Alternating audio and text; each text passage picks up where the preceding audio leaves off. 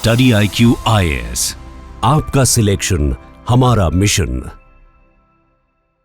दोस्तों, जिस UPSC exam की हम तैयारी कर रहे हैं उस यूपीएससी की शुरुआत आज से 100 साल पहले हुई थी। तो 100 साल के अंदर में इस यूपीएससी की जर्नी ने काफी कुछ चेंज किया है। पहले इस यूपीएससी का, इस सिविल सर्विसेज का एम कुछ और था, अब इस सिविल सर्विसेज का एम कुछ और है। आप जानकर हैरान रहेंगे कि जब हम आजाद हुए तो इवन ये भी क्वेश्चन मार्क था कि ये सिविल सर्विसेज रहेंगी भी या नहीं रहेंगी। दो हमारे प्रोमिनेंट लीडर्स सरदार पटेल जी और पंडित जवाहरलाल नेहरू जी के बीच में डिबेट और लड़ाई हो गई इस बात पे कि भाई इस सिविल सर्विसेज को हमें कंटिन्यू करना भी चाहिए, नहीं करना चाहिए। तो आखिर इसकी शुरुआत कैसे हुई, कहानी कहां से शुरू होती है? तो इसकी कहानी मैं आपको इसकी इंपॉर्टेंस बताने के लिए एक स्टोरी बताता हूं कि यहां पर हम जिक्र कर रहे हैं शैलजा चंद्र जी का, जो कि पूर्व आईएएस ऑफिसर हैं। वो ये बताती हैं कि कैसे उनको सिविल सर्विसेज में जाने की एक्साइटमेंट हुई या उनको मोड़ मिला। उनके भाई साहब फॉरेन सर्विसेज के लिए ट्रेनिंग कर रहे थे लबासना में, और शैलजा मैम क्या कर रही थी, वो वहां पर अपनी प्राइवेट जॉब कर रही थी। तो वो उन्हें टीज करते हैं, उन्हें परेशान करते हैं, कहते हैं भाई क्या प्राइवेट जॉब कर रही हो, क्या सर्विस कर रही हो तुम। तो इस जो टॉन्ट है ना, उसने उनको मोटिवेट किया और उन्होंने कहा जी मैं भी अब तैयारी करना शुरू करूंगी। और उन्होंने तैयारी शुरू कर, उनके बाद में उनका सिविल सर्विसेज में आईएएस के अंदर में उनका सिलेक्शन हो जाता है। लेकिन वो साथ में ये भी बताती हैं कि उस समय पर जब उन्होंने सिविल सर्विसेज की तैयारी करी थी, यानी कि 1966 के अंदर में, तब सिविल सर्विसेज ऐसा नहीं हुआ करता था जो आज हम 2025 में देखते हैं। तो यानी कि अगर सोचिए 1966 में वो सिविल सर्विसेज वैसा नहीं था, तो 1925 में कैसा होता होगा, 1854 में कैसा होता होगा। ये पूरी जर्नी को आज हम क्या करने वाले हैं, डिस्कस करने वाले हैं। एंड इवन आपकी तैयारी में भी सिविल सर्विसेज में कहीं ना कोई टॉन्ट, कहीं ना कहीं कोई मोटिवेशन, कहीं ना कोई इंस्पिरेशन जरूर होगा, उसका तड़का जरूर होगा, जिसके कारण में आप सिविल सर्विसेज की तैयारी शुरू करना चाहते हैं। तो अगर हम सिविल सर्विसेज को पढ़ते हैं तो सिविल सर्विसेज की जो शुरुआत होती है वो होती है हमारी आजादी से भी 100 साल पहले, जहां पर हम देखते हैं कि ब्रिटिश हमारे ऊपर में रूल करने के लिए आए थे। अब ब्रिटिश एक कंपनी के रूप में आए थे और वहां पर उन्हें हमारे देश में गवर्नेंस करना था, रूल करना था, क्योंकि पॉपुलेशन बहुत ज्यादा थी। तो उनको एक ऐसा मैकेनिज्म चाहिए होगा ना जो उनको क्या रहे, लॉयल भी रहे और साथ में उनके लिए टैक्स भी इकट्ठा कर ले, उनके लिए चीजों को गवर्न भी कर ले। इसलिए उन्होंने उस समय पर सिविल सर्विसेज क्रिएट करी थी। तो वहां पर एक और बड़ी इंटरेस्टिंग चीज, एक फैक्ट आपके साथ बताता हूं शैलजा जी से रिलेटेड, कि शैलजा जी कहती हैं कि जब उन्होंने 1966 में यूपीएससी का एग्जाम दिया था, तब ये जो प्रीलिम्स, मेंस और इंटरव्यू वाला ये पूरा पंगा चलता है ना, ये नहीं था। उनके टाइम पर तो ऐसा था भाई आपको किस एग्जाम में जाना है, उस एग्जाम की तैयारी करनी है। आपको अगर आईएएस में जाना है, आईपीएस में जाना है या फिर फॉरेन सर्विसेज में जाना है, उस फील्ड के हिसाब से आपका पेपर हो जाएगा, आपका सिलेक्शन हो जाएगा। लेकिन आप ये चीज समझिए कि पॉपुलेशन बढ़ने लग गई थी हमारी। अब पॉपुलेशन जब बढ़नी शुरू हुई तो एक प्रॉब्लम आती है कि भाई इतने सारे लोग अगर डायरेक्ट मेंस लिखने लग जाएंगे तो क्या होगा। तो वहां पर इतनी सारी कॉपीज को कैसे चेक किया जाए, तो उसके बाद में फिर प्रीलिम्स का एग्जाम इंट्रोड्यूस किया गया था। इस सारी चीजों को देखेंगे। लेकिन शैलजा जी एक बहुत बड़ी बारीकी से एक बात कहती है कि जब उन्होंने उस एग्जाम को दिया 1966 में, तो एग्जाम कुछ एलीट और प्रिविलेज लोगों के लिए ही था। और आज के समय पर यह एग्जाम डेमोक्रेटाइज हो गया है। यहां पर अब एक आम परिवार से आने वाला इंसान भी, एक नॉर्मल यूनिवर्सिटी से पढ़ने वाला इंसान भी यूपीएससी की सिविल सर्विसेज की तैयारी कर रहा है और सक्सेसफुल हो रहा है। इसीलिए मैं कई बार कहता हूं कि सिविल सर्विसेज एक ग्रेटेस्ट अपॉर्चुनिटी है, ना सिर्फ सर्व करने की, बल्कि अपनी पूरी की पूरी सराउंडिंग्स, अपनी जो पूरी सोशल जो चेन है उसको भी चेंज करने की। वो बताते हैं, आप यहां पर देख सकते हैं कि उस समय पर जो एग्जाम दिया करते थे, मोस्टली प्रिविलेज्ड लोग एग्जाम दिया करते थे। 1966 की बात बताती है मैम कि 1966 में ज्यादातर इंग्लिश बोलने वाले ही लोग इसमें हुआ करते थे। लेकिन आज के समय पर देखा जाए, इस एग्जाम को आप देखेंगे डेमोक्रेटाइज हो चुका है। और अगर आप देखें, ये जो एग्जाम है 100 ईयर पहले जब स्टैब्लिश हुआ था, तो वहां पर भी प्रिविलेज को, एलीट को क्या किया गया था, प्रेफरेंस दी गई थी। और आज के समय पर हम इसमें जिक्र करते हैं मेरिट का। तो ये जो ट्रांसफॉर्मेशन है ना इस जर्नी की, ये भारत की भी ट्रांसफॉर्मेशन को बताता है कि भारत में आज के समय पर कहां पर किसका क्या रोल है। एक समय पर जिस सर्विसेज में एलीट लोग हुआ करते थे, आज हम उस सर्विसेज के डेमोक्रेटाइजेशन की बात कर रहे हैं, यानी कि इंडिया के ट्रांसफॉर्मेशन की भी हम बात कर रहे हैं इसके अंदर में। और यही जिक्र हम कर रहे हैं कि धीरे धीरे करके आप देखेंगे यूपीएससी सिविल सर्विसेज के अंदर में जो लोग हैं उनका फॉर्म फिल करना, अप्लाई करने के नंबर्स लगातार बढ़ते जा रहे हैं। आप खुद देख सकते हैं 1961 में सिर्फ 34,000 लोग ही फॉर्म फिल करते थे, जिसमें से सिर्फ 372 लोगों का सिलेक्शन होता था। धीरे धीरे नंबर बढ़ना शुरू होता है। उसके बाद में आप देखेंगे कि सन 2000 में भी अगर आते हैं, तब भी अगर आप देखते हैं सिर्फ 7 लाख लोगों ने अप्लाई किया और उस समय पर 2000 लोगों का सिलेक्शन होता है। बट अगर 2022-23 में देखते हैं दोस्तों, 12 लाख लोगों ने क्या किया, इसके अंदर में अप्लाई किया और वहां पर आपको कितने 1000 के आसपास में सिलेक्शन देखने को मिलता है। यहां पर ये नंबर आपको पीक नजर आ रहा है 18 लाख लोगों ने 2010 और 11 के अंदर में सिविल सर्विसेज के लिए अप्लाई किया। यानी कि मैं फिर बता रहा हूं, कुछ लोगों के लिए बनी सर्विसेज कैसे ट्रांसफॉर्म होके इतने मास के लिए सिक्योरिटी का, इन्फ्लुएंस का एक सोर्स बन चुकी है, ये कहानी है। क्योंकि आप देखेंगे ये सिविल सर्विसेज कॉलोनियल टूल था, जहां पर वो हमें कंट्रोल करने के लिए, गवर्न करने के लिए, हमारे देश पर हुकूमत चलाने के लिए इसको बनाया था। और आज के समय पर लगातार रिफॉर्म्स के थ्रू, लोगों के इन्वॉल्वमेंट के थ्रू, और साथ में मेन क्या है, एस्पिरेशन जो है कि भाई हम सर्व भी करना चाहते हैं, लोगों को इन्फ्लुएंस भी करना चाहते हैं, एंड साथ में दोस्तों अपने जॉब की सिक्योरिटी भी चाहिए। उसके कारण से लाख लाख लोग क्या कर रहे हैं, इसकी तैयारी कर रहे हैं और इस एग्जाम के लिए अप्लाई कर रहे हैं। तो अगर आप देखेंगे शुरुआत होती है इंडियन सिविल सर्विसेज की, जो कि स्टैब्लिश होता है 1854 के अंदर में। आप जानकर हैरान रह जाएंगे कि जब इन सर्विसेज को स्टैब्लिश किया गया था, इंडिया के अंदर में गवर्नेंस के लिए स्टैब्लिश किया गया था, लेकिन इंडियंस ही इसमें अलाउड नहीं थे। यानी कि इंडिया के अंदर में गवर्नेंस करना है, इंडिया के लिए सिविल सर्विसेज बनाई गई, जिसके अंदर में नाम ही है इंडियन सिविल सर्विसेज, और इंडियंस उसके अंदर में वेलकम नहीं थे। इंडियंस को यह एग्जाम देना ही अलाउड नहीं था। यानी कि उस समय पर यह भी क्वेश्चन आया कि क्या इसको सिर्फ एलीट पब्लिक के लिए छोड़ा जाए, या फिर जो एलीट हाई मीडियम स्कूल्स में पढ़ रहे बच्चे, यंग बच्चे, उनके लिए छोड़ा जाए। तो आप अभी रोते हैं, हम भी रोते हैं कि भाई अटेम्प्ट नहीं है, तैयारी है, डिफिकल्टी है। उस समय पर आपको पता है कि किसी भी तरीके से कोई लूप होल ना रह जाए, इसलिए उस समय पर एज क्या होती थी, 19 ईयर्स की एज होती थी। यानी कि 19 साल से पहले ही आपका सिलेक्शन हो जाएगा। उसके बाद में मैक्सिमम एज 19 हुआ करती थी उस समय पर। बाद में अगर देखा जाए, इंडियंस धीरे धीरे धीरे धीरे करके मांग करने लगे कि भाई हमें भी इस सिविल सर्विसेज में ऐड करिए, क्योंकि ये हमारे लिए है, हम ही इसको गवर्न करें, क्यों ना करें, इंडिजनाइजेशन क्यों ना हो इसके अंदर में। तो वहां पर 1863 के अंदर में आप सोचिए, आप खुद सोचिए, इंडियन अगर किसी चीज को चाहें और उसको पेनिट्रेट ना कर पाए, ऐसा हो सकता है क्या? और इसको सबसे पहली बार हमने तोड़ा 1863 के अंदर में। सत्येंद्रनाथ टैगोर जी फर्स्ट इंडियन बनते हैं जो इंडियन सिविल सर्विसेज को क्रैक करते हैं। उस समय पर उस कंपटीशन में वहां पर फर्स्ट इंडियन बनते हैं और उन्होंने बताया कि हम कितनी भी प्रॉब्लम्स आ जाएं, कितने भी ऑड्स लगा लीजिए, अगर भारतीय किसी चीज को चाह ले तो वहां पर उस एग्जाम को वो क्लियर कर ही सकते हैं। और बार बार मैंने आपको बताया कि इंडियनाइजेशन की मांग चलती रही। दादा भाई नौरोजी जी के द्वारा, सुरेंद्रनाथ बनर्जी जी के द्वारा लगातार कहा गया कि भाई इंडिया के लिए गवर्नेंस करना है आपको, बाहर के लिए नहीं। तो इंडियंस तो होने चाहिए ना, हम ही ज्यादा बेटर अच्छे से समझ सकते हैं। तो बात इसको समझा लोगों ने। आप इसके इमेज देख सकते हैं कि इंडियन सिविल सर्विसेज में एक भी इंडियन नहीं है। तो इस बात को समझते हुए, और ये अभी हमने देखा सत्येंद्रनाथ टैगोर जी जो पहले इंडियन हुए, और बाद में क्या किया गया, इसको ओपन किया गया। इसमें इंडियंस के लिए बकायदा क्या किया गया, कोटा डिसाइड किया गया कि भाई इंडियंस को कैसे अलाउ किया जाए।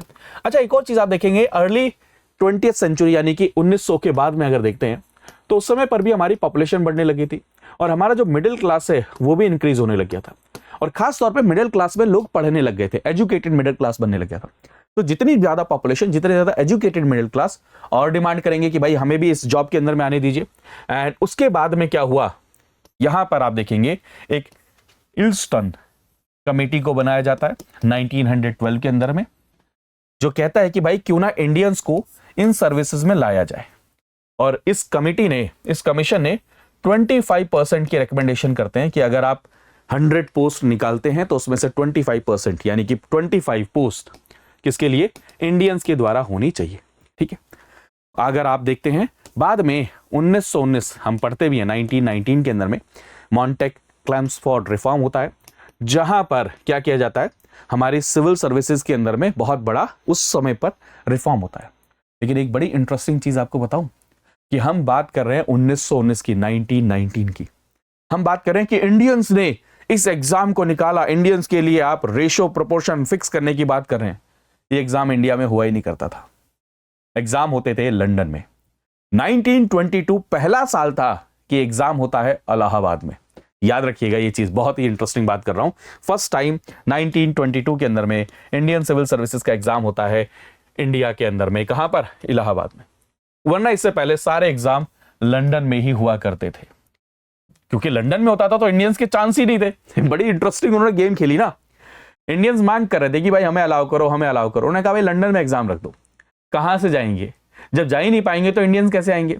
तो 1922 के अंदर में चीज होती है, और तब भी ये डिबेट चलती रहती है कि क्या एज के लोगों को आना चाहिए, किस एजुकेशन बैकग्राउंड के लोगों को आना चाहिए, क्या मेन ऑब्जेक्टिव है। और एक और चीज याद रखिएगा कि इसको स्ट्रीमलाइन करने के लिए, ओवर क्राउडिंग को रोकने के लिए एंड रिक्रूटमेंट प्रोसेस को ट्रांसपेरेंट बनाने के लिए 1926 में पब्लिक सर्विस कमीशन बनाया जाता है ऑफ इंडिया, जिसको हम बाद में कहते हैं, है ना, बाद में हम यूपीएससी के रूप में। तो पब्लिक सर्विस कमीशन 1926 में बनता है पहली बार, और धीरे धीरे जो आईसीएस है वो चेंज होने लग जाता है, जहां पे इंडियंस के नंबर्स इंक्रीज होने लग जाते हैं, इंडियंस का इन्फ्लुएंस इंक्रीज होना शुरू हो जाता है। और धीरे धीरे आप देखेंगे जब आजादी मिलती है, अब मेजर क्वेश्चन आता है। आजादी मिलने के बाद में जो कॉन्स्टिट्यूंट असेंबली में बैठे जो मेंबर्स थे वो कहते हैं भाई यही तो सिविल सर्वेंट्स थे जो हमारे ऊपर में गवर्न कर रहे थे, इन्हीं के थ्रू ही तो ब्रिटिश हमारे ऊपर में गवर्न कर रहे थे। यानी कि ये लॉयल किसकी तरफ में थे, ये अंग्रेजों की तरफ में लॉयल थे। और अंग्रेजों की तरफ में लॉयल जो लोग हैं उनको अगर हम आजादी के बाद में अगर कंटिन्यू रखेंगे तो यानी कि ये तो एक तरीके से गुलामी की, कहते हैं ना, जो इन्फ्लुएंस है, जो ब्लूप्रिंट है वो कंटिन्यू रहेगा। तो इस बात को लेकर सबसे बड़ी प्रॉब्लम आती है कि क्या इंडियन सिविल सर्विसेज को कंटिन्यू किया भी जाए ना किया जाए। इवन पंडित जवाहरलाल नेहरू जी और सरदार वल्लभ भाई पटेल जी के बीच में काफी ज्यादा क्या होते हैं, मतभेद भी होते हैं इस बात को लेकर कि इंडियन सिविल सर्विसेज को कंटिन्यू करना है या नहीं करना। जवाहरलाल नेहरू जी कहते थे कि ना ही ये इंडियन है, वो कहते हैं इंडियन सिविल सर्विसेज, ना ही इंडियन है, ना ही वो सिविल है, और ना ही ये सर्विस है। वो 1949 में वर्ल्ड हिस्ट्री के अंदर में बकायदा हम पढ़ते भी हैं, लिखा भी है। और दूसरी तरफ में देखा जाए सरदार पटेल जी कहते भाई ये समझिए कि स्टील फ्रेम है, हमारे देश की गवर्नेंस इन्हीं के ऊपर में टिकी हुई है। अगर हमने इसको खत्म कर दिया, मैं कोट कर रहा हूं, वो कहते हैं मैं सिर्फ एक चीज देख रहा हूं यहां पर, steel frame on which the whole structure of our government and our administration in India rest. तो हमें क्या करना चाहिए, इसको कंटिन्यू रखना चाहिए। अब जैसे जैसे पावर ट्रांसफर होने की बात आती है, हमारे बारे में धीरे धीरे ये डिबेट और डिस्कशन और ज्यादा क्या होने लग जाती है, चलने लग जाती है। इवन उस समय पर देखते हैं तो सबसे पहले एक आ गया कि क्यों ना क्या काम किया जाए। फर्स्ट स्टेप यही किया जाए, इस इंडियन सिविल सर्विसेज का नाम ऑल इंडिया सर्विसेज कर दिया जाए। लेकिन एक और बड़ी इंटरेस्टिंग चीज, जो हमारा कॉन्स्टिट्यूंट असेंबली था उसमें और भी मेंबर्स थे जो इसके विरोध में भी थे और इसके फेवर में। जैसे एग्जांपल देख सकते हैं 10 अक्टूबर 1949 के अंदर में पीएस देशमुख जी कहते हैं कि ये स्लेवरी के दिनों की याद दिलाता है। आप अगर देखेंगे अयंगर जी कहते हैं कि heaven born service of previous regime है ये सारी चीजें हमें देखने को मिलती हैं। और इवन आप देखेंगे अयंगर जी तो यही कहते हैं we have not been able to give guarantee for food and clothing to ordinary masses. तो ये भी तक डिबेट चलती है उस समय पर कि सैलरी कितनी होनी चाहिए, कितनी पावर होनी चाहिए, कितनी अथॉरिटी होनी चाहिए। एंड सरदार पटेल जी इसमें एक बहुत रिमार्केबल स्पीच देते हैं। वो क्या स्पीच देते हैं कि there is no alternative to this administrative system, the union will go and you will not have united India if you do not have a good all India services. Even ये तक कहते हैं कि remove them and I see nothing but a picture of chaos all over country. And यहां से ये decide किया जाता है कि जिस एग्जाम की आप और हम तैयारी कर रहे हैं उसको क्या किया जाए, कंटिन्यू किया जाए। लेकिन उस समय पर भी डिबेट चली कि भाई रूरल, अर्बन, रिच, पुअर, इसके बीच में चीजें कैसे डिफरेंशिएट की जाए, कैसे जो पब्लिक सर्विस कमीशन है वो एक यूनिफॉर्म पब्लिक सर्विस कमीशन के रूप में नहीं कराए, वो कहीं पर कोई पार्शियलिटी या बायसनेस की तरफ में ना हो। ये कंसर्न उस समय पर भी था, जैसे आप सभी के सभी आज कंसर्न ट्रांसपेरेंसी की बात करते हो ना, वैसा कंसर्न उस समय पर भी था। तो याद रखिएगा 1949 22 अगस्त को आप देखेंगे राज बहादुर जी एक स्टेटमेंट देते हैं, we must for the purpose of selecting man for services recognise the principle of merit. तो इसके बाद में ऑल इंडिया सर्विसेज फॉर्मलाइज होती है। कौन से आर्टिकल के? आपको पता है कि हमारे देश में कॉन्स्टिट्यूशन में आर्टिकल 312 ऑल इंडिया सर्विसेज के क्रिएशन की बात करता है। तो सर्विस क्रिएट होती है 26 नवंबर 1949 को कॉन्स्टिट्यूशन हम अडॉप्ट करते हैं। और उसी के साथ में दोस्तों कॉन्स्टिट्यूशन में आर्टिकल 315 से लेकर 323 हम क्या करते हैं, UPSC, union public service commission, वो कॉन्स्टिट्यूशनल बॉडी जो इस एग्जाम को कंडक्ट कराएगी उसका भी एस्टैब्लिशमेंट होता है। अब यहां पर एक बड़ी इंटरेस्टिंग चीज, चले आते हैं 2025 में। आप सभी जानते हैं 2025 में प्रीलिम्स होता है, मेंस होता है और इंटरव्यू होता है। लेकिन क्या ऐसा ही पहले से था? नहीं। अगर आप देखें 1970s तक डायरेक्ट सारे के सारे एस्पिरेंट क्या करते थे, मेंस लिखते थे। अब भाई इतने सारे लाख ऑफ एस्पिरेंट अगर मेंस लिखेंगे कितनी कॉपीज हो जाएंगी, और इतनी कॉपीज को चेक करना फिर उसके बाद में उसमें से रिजल्ट निकाला कितना मुश्किल होता था। तो याद रखिएगा एक कमेटी बनाई जाती है, कमेटी का नाम है कोठारी कमेटी। और कोठारी कमेटी रिकमेंडेशन देती है कि भाई किसी तरीके से फिल्टर आउट करें। तो फिल्टर आउट कैसे किया जाए, एक प्रीलिम्स का एग्जाम ले लो, प्रीलिम्स के एग्जाम लेने के बाद में जो लोग फिल्टर होकर जाएं वही क्या कर सके, मेंस का एग्जाम देते हैं। तो याद रखिएगा इस रिकमेंडेशन के बेसिस पर 1979 में प्रीलिम्स एग्जाम एक फिल्टर क्या होता है, जन्म लेता है।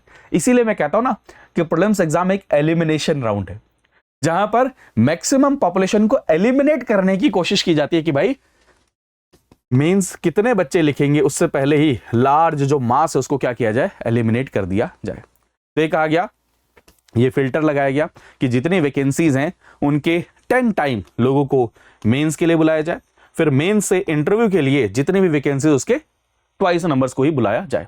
तो आप देख सकते हैं प्रीलिम्स 1979 में आता है। इवन जो एसए का पेपर आप आजकल देते हैं वो एसए का पेपर भी शुरू से नहीं था।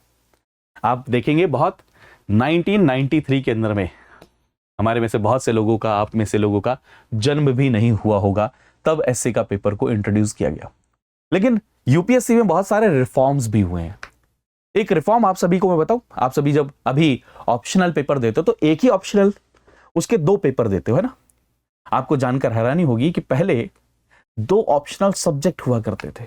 सोचिए, इवन जो एथिक्स का पेपर है वो पहले हमारे देश में, ये जो पूरा सिविल सर्विसेज है उसके अंदर में नहीं था। तो एथिक्स के पेपर को भी आप देखेंगे 2011 में सीसैट को इंट्रोड्यूस किया गया प्रीलिम्स पेपर के अंदर में।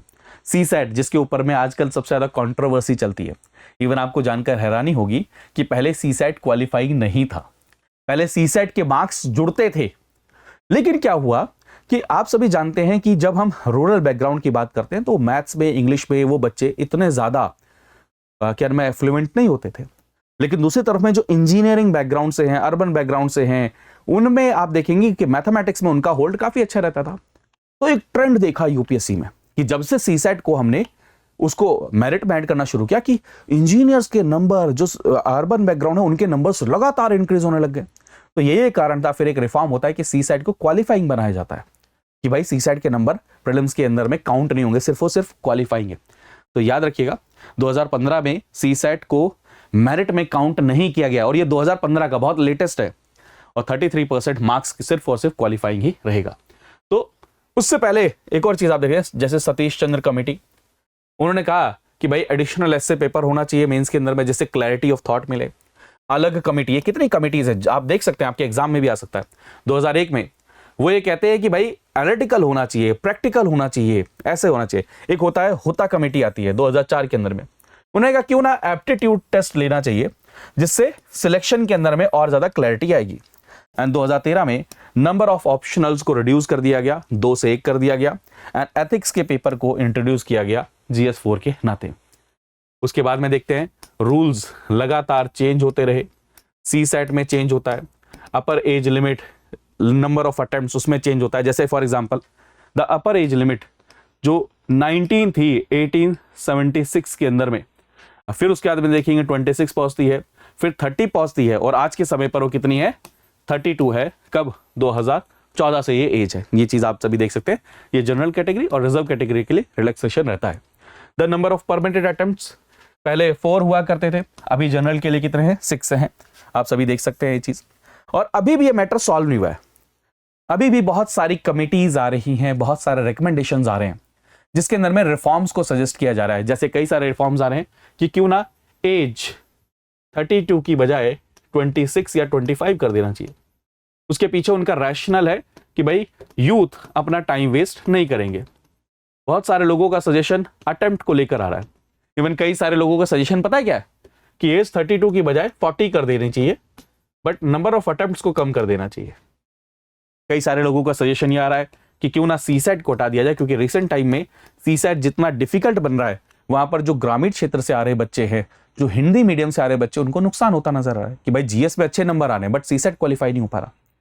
इवन कई जगह पर तो मांग ये भी की जा रही है कि क्यों ना ऑप्शनल के सब्जेक्ट में भी रैशनलाइजेशन किया जाए। तो ये जो 100 इयर्स की जर्नी है सिविल सर्विसेज की, यूपीएससी की, इंडियन सिविल सर्विस, सबको मिक्स कर दिया जाए, वो continuous protest, reforms, suggestions, committees का एक मिक्सचर है। और इसीलिए मैं आपको कहता हूं कि जिस सिविल सर्विसेज की आप तैयारी कर रहे हैं वो एक बहुत बढ़िया अपॉर्चुनिटी है आप सभी के लिए, जहां पर आप अपने करियर, अपनी लाइफ, लोगों की लाइफ एंड अपने पूरे फैमिली स्ट्रक्चर को क्या कर सकते हैं, चेंज कर सकते हैं। तो ये एक 100 इयर्स के लिए एक बढ़िया एक वीडियो बनाने की कोशिश करी मैंने। आई होप आपको ये पसंद आई होगी, ये इन्फॉर्मेशन पसंद आई होंगी। और अगर आप यूपीएससी की तैयारी कर रहे हैं तो आप स्टडी IQ IAS पर डिफरेंट बैचेज हैं, उनको ज्वाइन कर सकते हैं। इवन 2027, 2028, 2026 इन सभी के लिए बैचेज अवेलेबल, ऑप्शनल सब्जेक्ट के ही बैचेज अवेलेबल हैं। आप डायरेक्ट PRT लाइव कोड से एनरोल कर सकते हैं। और ये बैचेस वन स्टॉप सॉल्यूशन है, इसमें एनरोल करने के बाद आपको और कहीं जाने की जरूरत नहीं है। अगर फिर भी आपको कोई डाउट लगता है तो इस नंबर पे आप कॉल कर सकते हैं 9240023222 पर, या फिर मुझे मैसेज कर सकते हैं प्रशांत तिवारी 26 पर अपना नंबर मैसेज कर सकते हैं। इंस्टाग्राम और टेलीग्राम आपके साथ में मैंने शेयर कर दिया पीछे, आप स्कैन करके डायरेक्ट कनेक्ट कर सकते हैं प्रोफाइल से। थैंक यू सो मच, अपना ध्यान रखिए, मुस्कुराते रहिए, पढ़ते रहिए। बाय बाय, टेक केयर दोस्तों, जय हिंद। स्टडी IQ IAS, आपका सिलेक्शन हमारा मिशन।